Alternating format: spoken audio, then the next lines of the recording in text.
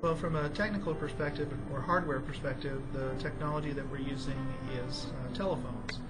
Right now we have the older telephones, old telephone systems, and they are years and years obsolete. I really think the district needs to get away from wired computers. It's part of the infrastructure, but it limits the placement of the technology and really puts a corral around it. We still have a lot of analog video. I teach primarily video production classes, so you hear me talk a lot about video.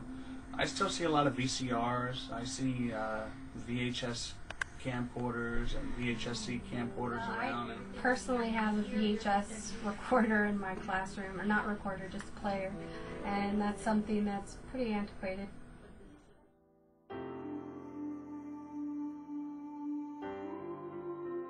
The desktop computer is one of those technologies that hasn't been fully implemented in classrooms, in offices, in lots of different places. Initially, it was, I believe, Moodle was something that they had. It was a free online course. This year, they've made some real efforts into bringing it into the class. I remember one time, and I don't remember the names of them, I remember one time we got these booklets that there was some kind of computer tablet that students were able to check out and take home, and they were supposed to be able to plug them in and download literature or stories or something. Electronic books. Electronic books, yeah. And for some reason, either they weren't compatible with what the students had at home, or they needed a certain type of internet service. So, making a long story short, they're the proverbial dust collectors in a closet somewhere. I've really seen two things that I'd like to talk about. And first is projection.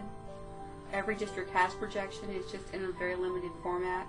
And I honestly believe every classroom needs to have projection because our kids are such visual learners, and they need that.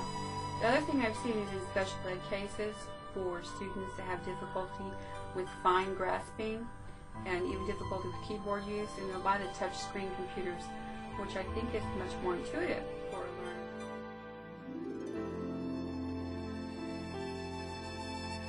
Because it was huge. It was a huge box, bigger than the VCR boxes today. So it was a little unwieldy because of that, and because that it always plugged into a television or some other type of screen that didn't necessarily have the visual resolution needed to make the most of that technology. So really the only advance I saw in it was the ability to skip around on the menu a little bit easier than you could in the linear video. The first one's adopted by this school district, but I am familiar with, in general, Laserdisc technology. These were the huge platters that were put into use, and I believe the only program that was worthwhile at the time, or considered worthwhile for purchasing, was Windows on the site. Yeah, when I was a lot younger, before I was even a teacher, I remember watching a couple of movies that were on Laserdisc. American Werewolf in London. The first time I saw that was on a Laserdisc, and it'd come out and you'd have to turn it over and put it in the other side. It was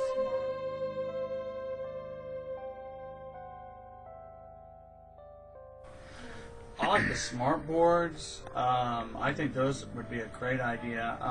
These notepads that you can communicate with your computer and project onto the board, those are nice. Relatively new technologies, and it's not that new, but it's one that hasn't quite been allowed in schools, is Skype.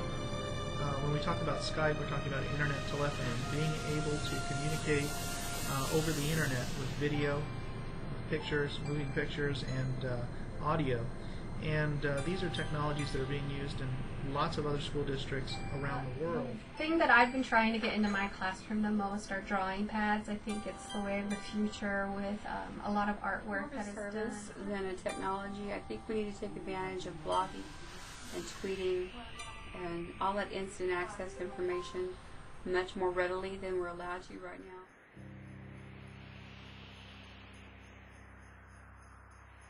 Absolutely. It has all types of multimedia capability that our kids need to be able to take advantage of. Not only can they research on their handheld computers and cell phones, points that they're not clear of or they need more illustrations of in the classroom, they can provide instant feedback to the teacher on how the student is working. The student can record the lecture with either audio or video recorders. They can take notes if they have a stylus.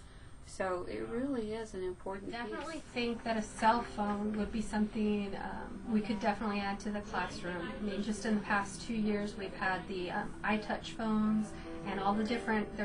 I saw a commercial the other day, 75,000 plus applications you can purchase online. It's a huge market, a huge area where students are coming already knowing that information. And so I think that if we utilize what they're interested in the classroom, we could possibly bring it to their level, definitely where the students are more engaged in what they're learning because they're getting to do it on their I'm phone. sure there's some way where it can be utilized effectively, but it's all going to depend on the maturity level of those students and how you present it as an instructor. Right now, for at least from my perspective as an instructional technology director, the use of mobile technologies is one of those technologies that we are forbidden to use in classrooms to model, and we really need to have a conversation with our community stakeholders, and in a large school district that's a frightening kind of thing to deal with.